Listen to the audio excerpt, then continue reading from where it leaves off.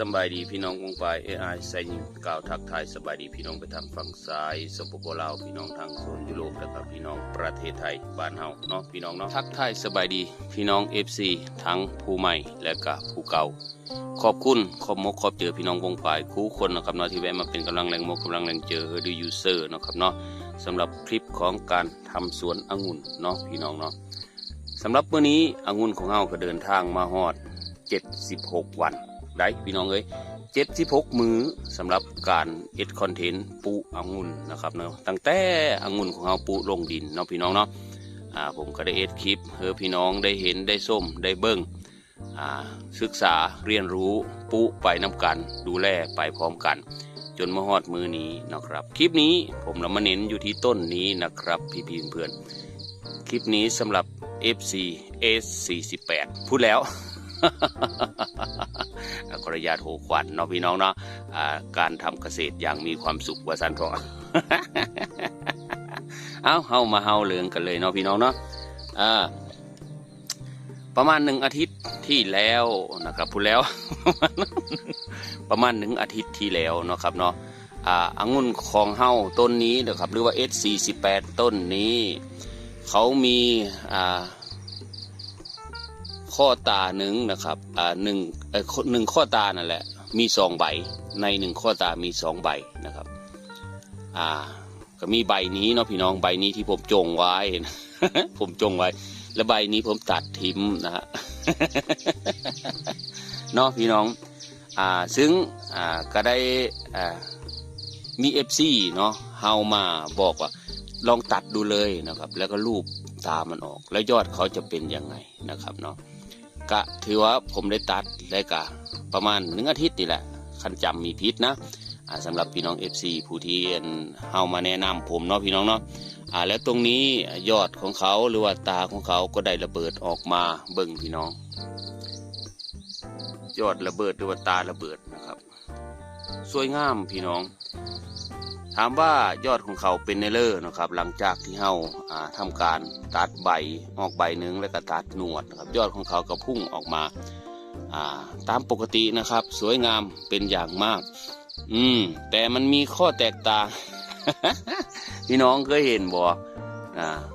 ผมก็เกิดข้อสงสัยคือกันได้พี่น้องเลยดูเกิดข้อสงสัยนะครับเนี่ยปกติแล้วปกติเด้อพี่น้องเดี๋ยวผมเล่าพี่น้องเบิ่งยอดหรือว่าข้อตาปกติขององุ่นนะครับเขาจะเป็นแบบนี้แม่นบ่พี่น้องเขาจะเป็นแบบนี้ปกติเขาจะมีใบแล้วก็มีกิ่งแขนงก้างปลายอดองุ่นปกติอันนี้ถือว่าปกติได้พี่น้องเลยเนี่ยเขาจะมีใบแล้วก็มีกิ่งแขนงก้างปลาออกมาแบบนี้อันนี้คือ S48 ต้นนี้เนาะพี่น้องเนาะผมเอสคลิปนี้สำหรับ FC S48 นะครับเขาจะมีใบแล้วก็มีกิ่งแขนงก้างปลาเนี่ยทุกใบจะมีกิ่งแขนงก้างปลาออกมาทุกใบทุกยอดตอนนี้ยอดของเขาก็อวบใหญ่นะครับยอดใหญ่ใบหนาคือผมว่าพี่น้องพวกปักเบิ้งเครื่องเลยนะยอดใหญ่อลีพี่น้องสวยงามเป็นอย่างมากที่เขาพุ่งออกมาฟังกันนี้เนาะแต่ว่ายอดที่เฮาได้ทำการตัดเบิ่งผมก็มีก้าหมุนกล้องไว้พี่น้องย่านพี่น้องวินโห แล้วบัดนี้นี่พี่น้องเบิ่งพี่เพื่อนสังเกตคือผมบอกพี่น้องเห็นคือผมบอกเขาจะมีใบเขามีใบออกมาปุ๊บแล้วฝั่งกันนี้แทนที่จะเป็นหนวดเป็นยอดเสยพี่น้องเอาละแม่เบิ้งแม่พี่น้องบัดอันนี้เป็นยอดนะครับเป็นยอดออกมาเลยตัวนี้ก็เป็นยอดไม่ใช่มันมีแมนโนดเขานะเนาะพี่น้องเป็นยอดออกมาเลยแล้วก็มีใบแล้วก็มีหนวดมีแมนนวดมีใบแล้วก็มียอดออกมาเลยบริเวณนวดได้อันนี้ใบอันนี้ตอนแรกผมคิดว่านวดมันก็เป็นในนี้ผมว่าพี่น้องหรือว่าเขาสมบูรณ์เกินไปหรือในเลยเนาะเขาน่าจะสมบูรณ์แล้วมันถึงออกแบบนี้ได้เนาะพี่น้องเป็นยอดออกมาเลยหนวดเขาตรงนี้หนวดเขานี่อันนี้หนวดอันนี้เป็นยอดออกมาเลยฝั่งนี้ก็คือกันครับพอเรามาสังหรณ์มาเบิ้ง มันก็เป็นในนี้เนาะ S48 ต้นนี้หรือว่าเขาสมบูรณ์เกินไป หรือแนวเลยพี่น้องสังเกตเห็นคือผมบอกพี่น้องผมว่าก็เห็นคือกันนะคำอีตาดุยเจ้ากระถ่ายเขาเบิ้งถ่ายค่อยเบิ้งค่อยก็เห็นแล้วว่าโอ้ยว้าวไปได้ น้องพี่น้องคือเขาสมบูรณ์เกินไปหรือแนวเลยน้องพี่น้องแต่ว่าเฮาเห็นแล้วเฮาก็ยังเขาเป็นไปได้หมดนะฮะถ้าเขากินฝุ่นกินปุ๋ยหรือว่ากินอาหารสมบูรณ์เขาเป็นไปได้หมดนะครับเขาออกมาได้หมดนะฮะอันนี้ก็ยอดไม่ใช่กิ่งแขนงก้างปลาเลยนะเขาออกมานี่เป็นยอดเลยอันนี้ก็เป็นยอดเลยไม่ใช่หนวดผมก็มาเบิ้งตอนแรกผมคิดว่าเป็นหนวดเนาะพี่น้องเนาะคือความสวยงามอะไรพี่น้องผมก็เลยเก็บไปเบิ้งจะออกมาแล้วค่อยก็เลยเก็บไปเบิ้งได้บาทนี่ค่อยวิดีโอได้นะครับตัวนี้คือกันนะครับตรงนี้ยอดอันนี้เป็นตานะครับเป็นตาแต่เขาระเบิดออกมาพี่เพื่อนกล้องโฟกัสไหมน่าจะโฟกัสเห็นไหมเห็นบอกพี่น้องเขาระเบิดออกมาเลยตาเขาระเบิดยอดเขาพุ่งตัวนี้เหมือนกันตาระเบิดยอดพุ่งแต่เราก็จะเก็บไว้ดูนั่นแหละเก็บไว้เบิ้งว่าถ้าเขาออกมาแล้วเขาเรามีเม็ดมีหน่วยออกมาเห่าบอแต่ก็ตรงนี้พี่น้องที่ผมโฟกัสพี่น้องกล้องโฟกัสอยู่เนาะพี่น้องเนาะเขาเป็นยอดออกมาเลยเขาไม่ได้ออกมาคือปกติเขาจะออกแบบนี้เนาะพี่น้องปกติเขาจะออกใบแล้วก็มีกิ่งแขนงก้างปลาออกใบแล้วก็กิ่งแขนงก้างปลาออกมาแบบนี้ไปหมดเลยแต่ตรงนี้เขาออกมาแบบนี้เลย มีใบแล้วก็มียอดออกมาฝั่งนี้เลยแล้วก็มีหนวดออกมาตรงนี้ด้วยผมก็ละเก็บไว้พี่น้องไงผมจะเก็บไว้แล้วเขาจะรูปตาเอาเนาะพี่น้องเนาะถือว่าเป็นยอดใหญ่หรือว่าเป็นกิ่งหลักออกมาเลยเก็บออกมาเลยนะครับเนี่ยอันนี้คือผมจะเอายอดตรงนี้เป็นกิ่งแขนงก้างปลาเลยนะเวลาเฮาโน้มเนาะหลังจากที่เขาย่าออกมาได้พอสมควรเลยเฮาโน้มมาเซอร์ลวดเส้นนี้แล้วเฮาก็เอาตัวนี้เป็นกิ่งก้างป่าไปเลยเนี่ยตัวนี้เนี่ยซ้ายขวาถ้าเขาออกมาทุกข้อตาเด้อแต่ว่าในข้อตาที่เขาออกยอดมานี่เฮาก็รูปพิมพ์แล้วก็ตรงนี้เฮาก็ปล่อยออกไปเป็นกิ่งแขนงก้างป่าเลยผมคิดว่าในนั้นเนาะพี่น้องเนาะพี่น้องคิดว่าในเลยอันนี้คือ S48 เด้อพี่น้องเด้อนะครับเนาะคลิปนี้ทำให้ FC S48 ได้เบิ้งได้ส้มนำกันเนาะพี่น้องเนาะว่า S48 ที่เจ้าสร้างคอยหรือว่าเจ้าบอกค่อยตัดนะค่อยพาเจ้ามาเบิ้งเลยเด้อยอดของเขาสวยงามนะครับพุ่งดีแล้วก็มียอดแปลกๆออกมาเฮาก็เลยเก็บไปเบิ้งว่ามันเป็นในเลยนะครับนะสำหรับการองุ่นนะครับในคลิปคอนเทนต์ทำสวนองุ่นของดูยูเซอร์นะครับเนาะองุ่น76 มื้อ76 วันนะครับพี่น้องเจ้าน้อยก็ฮอด3 เดือน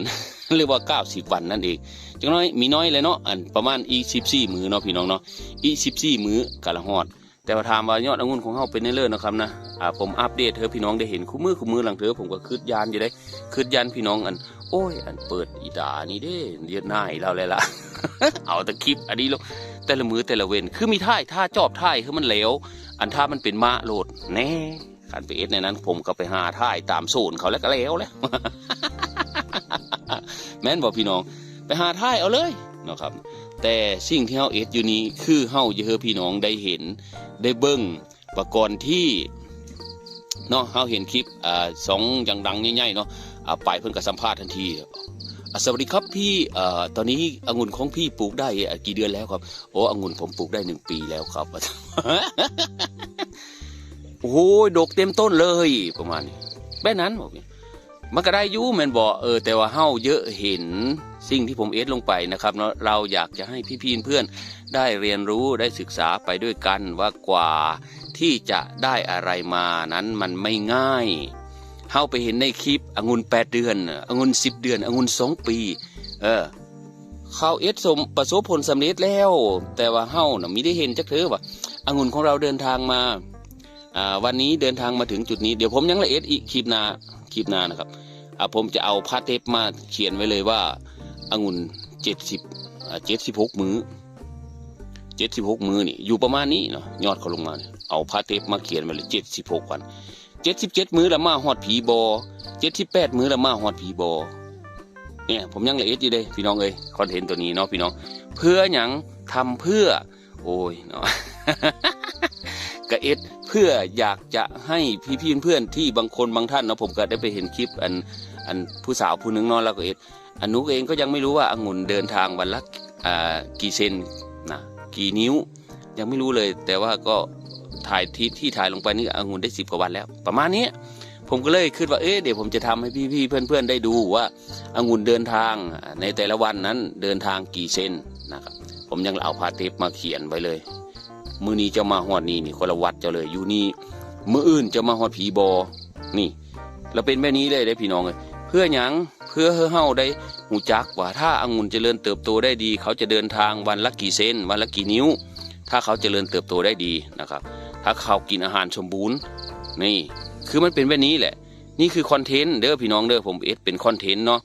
เพื่อการศึกษาเพื่อการเรียนรู้ศึกษาเรียนรู้ได้พี่น้องมีแม่นโผโจกเจ้าขายได้มือจักบาทอ้ายรอบนี้เจ้าตัดได้มือจักบาทอ้ายมันก็นั่นแหละกระตุ้นความมันเยอะปุของคนเบิ้งนั่นแหละแต่ว่าในระยะเวลาที่เราเดินทางไปนี้มันถึงนานซ้ำเลอเนาะยาวนานขนาดไหนก็เยอะเฮ้อหูจักไปน้ำกันเรียนรู้ไปน้ำกันจอบท่าเบิ้งหรือว่าจอบท่าหูขวัญอิตาดุยนะครับเนาะในงบประมาณ 10,000 บาทของเงินดิจิตอลวอลเล็ตของรัฐบาลที่เอามาแจกคืออะไรคนละหมื่นสำหรับตาดุยเนาะครับเอากลับมาลงในสวนองุ่นแต่สำหรับพี่น้องหลายคนนะคือผมว่าการใช้จ่ายของแต่ละคนมีคือการความจำเป็นในการใช้เงินมีคือการพี่น้องนะครับผมเอามาต่อยอดในสวนองุ่นของผมนะครับเพื่ออย่างเพื่อสารฝันเฮ้ยเจ้าของนะครับเนาะตั้งแต่เกิดมาจนป่านนี้แหละยังมีเคยเห็นหัวต้นองุ่นเคยจะกินเคยจะซื้อกินนะ โลละ300ก็ซื้อกินนะบัดนี้เฮาก็เลยโอเคละในเมื่อมันมาประจวบเหมาะกันพอดีและก็เจ้าของกับเป็นยูทูบเบอร์อยู่แล้วนะครับเนาะก็เลยนำเสนอลงไปแล้วก็เป็นคอนเทนต์เลยประมาณนี้เนาะพี่น้องก็ได้เห็นน้ำกันเนาะแต่ละมือแต่ละเว้นที่ผมคลิปลงไปนะผมก็นำเสนอให้พี่น้องได้เบิ่งได้ส้มน้ำกันว่างุ่นมีความแตกต่างแบบเลยองุ่นมีการเจริญเติบโตขนาดเลยกินฟุ้นกินปุ๋ยแบบนี้ไปแนวเลยนะประมาณนี้เบาเป็นแต่ทางอีตานี่ คันเบาโอ้ยพี่เจ้าพ่อเจ้าเบา เนาะพี่น้องเนาะก็เพื่อการเรียนรู้เนาะพี่น้องนะแต่ว่ายอดอื่นดิตะดุยกันละมีไทยอันยอดอื่นเฮเบิ่งบ่มื้อนี้เลยเฮเบิ่งแต่อัน S48 นี่บ่นะครับมาตอนท้ายๆเนาะผมก็เลยพี่น้องได้เห็นคู่มือแหละ เนาะคอยเบิ่งอยู่คู่มือประมาณนี้นะอันนี้ก็เป็นโอปอนะครับโอปอนั้นที่เมื่อวานนี้เฮาก็ได้ทำการโน้มนะครับเราโน้มคือผมว่าแหละผมไม่ได้โน้มลงมาเถอเดียวผมโน้มประมาณตึงมือนะครับเนาะหลังจากนี้ไปหลังจากที่เขาเนี่ยเอามาพ่อที่เฮาเรามัดเข่าเสื้ออันเล็กใดเฮาก็จังโน้มเอาแจบมับนะว่าไงกันแจบมับเลย กับอีประมาณมือ2 มือเนาะเขาก็เนี่ยออกมาเนาะแต่ตอนนี้เขาก็เนี่ยออกมาแล้วคันเฮาจะมัดก็ได้อยู่นะแจบมับแล้วนะพี่น้องแล้วก็จัดระเบียบโครงสร้างแขนง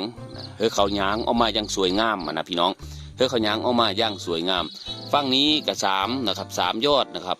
สำหรับแบ็กโอปอต้นนี้ฝั่งกระโน้นก็3 ยอดและยอดที่4ยอดที่5ยอดที่6เขาก็กำลังเง่านะครับเนาะแต่ว่าเขายังเง่ามีพ่อที่ละเฮาละจ้องมาเนาะจองหรือว่าดึงมานั่นเองเรายังจองไม่ได้ยังดึงไม่ได้นะ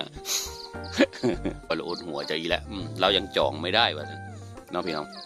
เขายังจ้องไม่ได้เขากะปล่อยให้เขาเงาออกมาแล้วก็เฮ้ยเขางอโหไปเรื่อยๆจะก้อนเนาะพี่น้องเขาไม่ต้องรีบร้อนนะครับอย่าไปรีบร้อนหลังจากที่เขาเงาออกมาได้เต็มทีแล้วเขาจังโน้มเขาลงมาเจอมันแจบมับอะไรเนาะพี่น้องอันนี้คือ S48 นั่นแหละมาเบิ้ง S48 อีกต้นหนึ่งเนาะพี่น้อง S48 อีก1 ต้นนะครับมื้อนี้ผมเลยเอาใจ FC เอาใจ FC S48 นั่นต้นนี้ F48 นะครับคือกันพี่น้องนี่ดูเบื้องใบคือผมว่านะครับอันใบเขาจะซ้ำใบตองกุ้งมีเรื่องว้าวเอานะครับเนาะยอดใหญ่ใบหนาตอนนี้ก็ตาเขาก็ระเบิดตาเขาระเบิดออกมาเฮ้อพี่น้องได้เบิ่งเด้อพี่น้องโฟกัสอยู่บนเนาะเดี๋ยวกล้องโอ้ยเนาะ โฟกัสมือเจ้าอยู่นี่ เอาพี่น้องสวยงามได้พี่น้องเลยเบิ่งเนี่ยโฟกัสที่ยอดตานะครับคอตาตรงนี้นะครับที่เฮาโน้มบัดนี้ตาของเขาตรงนี้ระเบิดเบิ่งตูมออกมาตอนแรกผมก็แม่นอย่างวะโผจกออกมาเนาะครับนะโอเคเจ้าออกมาแล้วคอยกระจอบท้าเบิ่งประมาณนี้นะเนี่ยเบิ่งยอดเขาพี่น้องดูยอดนะฮะแขนงก้างปลาโอ้ยคนมีได้เบิ่งพัทติกันนี่เจ้า ยอดของเขาใหญ่พุ่งขนาดใดพี่น้องยอดพุ่งนะครับยอดใหญ่ใบหนาพุ่งกิ้งคะแนนกลางป่าออกทุกข้อตาออกทุกข้อตานะครับแต่ผมยังมีโน้มลงพี่น้องปล่อยให้เขาอันยกคูไปเรื่อยๆซะก่อนอันนี้คือ S48 แม้นอะไร S48 แต่ใบเขาใหญ่ดีพี่น้องและยอดเขานะครับยอดเขาพุ่งมากนะฮะเบิ่งพี่น้องถ่ายให้พี่น้องเบิ่งนะครับสำหรับ S48 เนี่ยเขาเน่าไปเรื่อยๆแล้วเขาก็ค่อยโน้มเนาะพี่น้องแล้วเขาก็ค่อยโน้มแนบไปเรื่อยๆแต่เรามีแจบเธอเดียวคือผมเว้าแหละนะเราจะไม่ทำให้เขาแจบแมบให้แจบมัม แจบมับเธอเดียวมีเอาพี่น้องเลยเนาะครับนี่ถ่ายให้พี่น้องเบิ่งแบบนี้เลยอัปเดตองุ่นวันต่อวันพี่น้องเมื่อวานนี้ฉีดพ่นนะครับฉีดพ่นสลายแมมมอสสลายเขียวแล้วก็เชื้อรากันเชื้อรานะกันเพี้ยไฟไล่แดงนะครับมีอยู่3ตัวยาที่ผมใส่เด้อพี่น้องเด้อแล้วผลออกมามันก็เป็นแบบนี้แหละพี่น้องและต้นนี้นะครับต้นนี้ก็เนี่ยต้นนี้เป็นโอปอนะครับแบล็กโอปอนะก็สวยงามคือกันนะครับเนาะเห็นบ่เมื่อวานเมื่อก่อนนี้อยู่ประมาณนี้แหละที่ผมโน้มลงตอนนี้มาถึงนี่แล้วผมก็เลยคิดว่านั่นแหละที่พี่น้องที่ผมบอกให้พี่น้องฟังผมก็เลยคิดว่านะครับจะเอาผ้าเทปนะครับผ้าเทปหรือว่าเทปกาวแหละกระดาษกาวมาวางปุ๊บแล้ววัดน่าจะเป็นพรุ่งนี้ผมจะวัดปุ๊บองุ่นผมก็เขียนไว้เลยเนาะองุ่น70มื้อนี้76เป็นบ่แต่มื้อนี้เฮายังมี1แต่ว่ายอดเขาอยู่นี่77วันปุ๊บมัดไว้นี่78วันเขาจะมาถึงนี่ไหมเราจะดูแล้วก็กำหนดว่าถึง90วันเขาไปถึงไหนความยาวของยอดเขาไปฮอดซิเลอร์การเจริญเติบโตของเขาเป็นแนวเลอร์นี่คือประเด็นเนาะคือประเด็นที่เฮาเยอะคือเยอะเบิ่งเยอะพี่น้องได้หูจักแล้วก็สำหรับองุ่นที่กินฝุ่นกินปุ๋ยสมบูรณ์นะครับประมาณนี้พี่น้องผมเลยคลิปมื้ออื่นนี่ละพรุ่งนี้นะพี่เพื่อนคอยจอบเบิ่งนะแต่มื้อนี้ผมก็มัดไว้อยู่ว่าเนาะมีมัดเดี๋ยวพี่น้องมื้อเป็นคอนเทนต์ให้พี่น้องได้เบิ่งได้เห็นได้ส้มน้ำกันนั่นแหละลุ้นไปน้ำกันเบิ่งไปน้ำกันคือผมบอกเนาะพี่น้องเนาะปลูกไปด้วยกันดูแลไปด้วยกันพี่เพื่อนหลายคนเริ่มมาปลูกองุ่นนะครับปลูกในกระถาง3 กระถาง4 กระถางลำก้นเกตลงเลื่อน3x6เพื่อที่จะปลูกนะครับปลูกในกระถางอย่างน้อยๆนะครับอย่างน้อยๆเด้อพี่น้องผมบอกเราได้เพิ่มพื้นที่สีเขียวให้กับโลกใบนี้พูดแล้วบุ้ยวิชาการขนาดพี่น้องเลย แม่นบอกพี่น้องเพราะว่าโลกร้อนคู่มือนี้อุ้ยบ่ธรรมดานะครับปรากฏการณ์อริโยพี่จังมีเมื่อในเบิ่งในข่าวเนาะพี่น้องละสังเกตเห็นประเภทฤดูกาลบ่ชั่วโมงนี้นะครับจากนี้มานี้ฝนฟ้าอากาศก็ยกพิลึกเด้เนาะครับเนาะผมเห็นในข่าวโอ้ยอันฝนตกเพราะว่าโง่ไปนอนอยู่นั่นผมกกไม้ตายกองลีร้อนนะผมว่าโอ้เนาะครับเนาะบรรยากาศบ้านเฮาหรือว่าอากาศมันเปลี่ยนแปลงปานนั้นบ่เนาะครับเนาะเฮามาพากันเพิ่มพื้นที่สีเขียวให้โลกใบนี้มีดีกว่าบ่เนาะคิดนะเจ้าของคิดนะคิดอยู่ผู้เดียวคิดอยู่ผู้เดียวแล้วก็ไปนี่แหละเธอพี่น้องได้เบิ่งได้ส้มน้ำกันนี่แหละเนาะพี่น้องหน้าแล้งบ้านเฮานี่ก็จะทำมันก็มีธรรมดาเนาะบัดพายุฝนมามันก็จะเป็นพายุฤดูแล้งนั่นแหละเอาหลังคาเฮิ่นไปเนาะเบิ่งในข่าวปัดโธ่มีธรรมดาได้พี่น้องเอ้ยพี่น้องสังเกตบอกว่ามันเขาเรียกว่าความรุนแรงของภัยธรรมชาติทุกวันนี้นะครับมาเด้อพี่น้องเอาไปเอามากระโซนพี่น้องปลูกพวกไม้ไงแหละ เพิ่มพื้นที่สีเขียวเนาะพี่น้องเนาะเฮามาเพิ่มพื้นที่สีเขียวให้โลกใบนี้กันเนาะพี่น้องปูผู้ละเล็กผู้ละน้อยนะครับเนาะอย่างผมนี่ผมกับปูอยู่นะครับรอบบ้านรอบเพิ่นรอบเพิ่นรอบซ่านผมมีตะกกไม้เอาไปมา6 แต่ก็ไม่เป็นไรนะครับ6ทั้งเนาะพี่น้องเห็นบ่ทั้งเนาะมีเบิดนะครับมักโทมักแตงผมปูนะครับเป็นสวนข้าวโพดซีรีผมกับปูนะครับปูไปเบิดทางนอกข้างนอกนี้จะเป็นมะอึนะฮะพี่เพื่อนข้างนอกเป็นมะอึนะครับนี่ที่เป็นเครือเป็นเทาแหละผมปูไว้เพราะได้เสื้อแกงหน่อไม้นะเอายอดมันมาเสื้อแกงหน่อไม้เอาในอันนี้เอาดอกเอาซ้อมดอกมาเสื้อแกงหน่อไม้แกงปูแกงป่า ไม่ได้กินน้อยก็มีเป็นเพิ่กินยอดมันก็แซ่บคือกันประมาณนี้เนาะพี่น้องเนาะ มาฮอดอันบทสรุปสุดท้ายเนาะครับเนาะก่อนละจบคลิปกะนี่แหละพี่น้องเลยสวยงามเลยเด้อองุ่น S48 ของเจ้าสำหรับ FC ผู้ที่เพิ่นทักเข้ามาคอมเมนต์ว่าS48 เป็นยังไงบ้างผมที่สวนผมปลูก S48 ผมอยากจะดูประมาณนี้เนาะพี่น้องนะก็ถือว่าโอเคได้พี่น้องสวยงามเป็นอย่างมากยอดเขาโฟกัสแม่โฟกัสกล้องให้บอกเขาออกมาไม่ใช่แขนงนะครับเขาออกมาเป็นไม่ใช่แขนงก้างปลาออกจากใบเขาออกเป็นยอดออกมาเลยนะครับสิ่งที่เราได้เอ็ดลงไปในมือนั้นนะครับเนาะทำการตัดใบตรงนี้แล้วก็รูปตาเนาะมันก็สวยงามเนาะพี่น้องเนาะแล้วพี่น้องสำหรับคลิปนี้กับสไลด์ใบบกมาโอ้ยอะไรจิตอิตาดุยสไลด์ใบบกก็เว้าสไลด์มาสมมาภาคควรแก้การและเวลาอะไรเราพี่น้องเนาะอย่าลืมได้พี่น้องถ้าชอบก็กดไลค์ถ้าใช่ก็กดแชร์เดี๋ยวพี่น้องเลยกดแชร์เอาไว้เนาะเพื่อที่จะเก็บไว้เป็นข้อมูลนะครับเป็นข้อมูลในการทำองุ่นเนาะพี่น้องสำหรับผมแล้วผมก็เป็นคอนเทนต์อัปเดตองุ่นวันต่อวันให้พี่ๆเพื่อนๆได้เห็นการเจริญเติบโตนะครับการดูแลขององุ่นนะครับเนาะกะสมมาภาคควรแก่กันและเวลาสำหรับคลิปนี้ผู้ค้าก็ขออนุญาตบาดคำเนาะจบคลิปแต่ก่อนละจบคลิปผู้ค้าก็ขอพี่น้องป้องปายคู่คนเนาะอายุดีมีแห้งกินข้าวแซ่บนอนหลับความเจ็บมีอะไรความใครมีเหือมีคุณพระรักษาเทวดาคุ้มครองหาเงินได้มันมานกันคู่คนเด้อพี่น้องเด้อขอบคุณมากมายบ๊ายบายครับผมพอกันใหม่คลิปหน้าครับพี่น้องคลิปหน้ากับมืออื่นนี่แหละมีแต่ไก่เท่าลงคลิปคู่มืออีตานี่นะเล่าก็จะไข่เติบอยู่เด้อพี่น้อง บ๊ายบายครับผม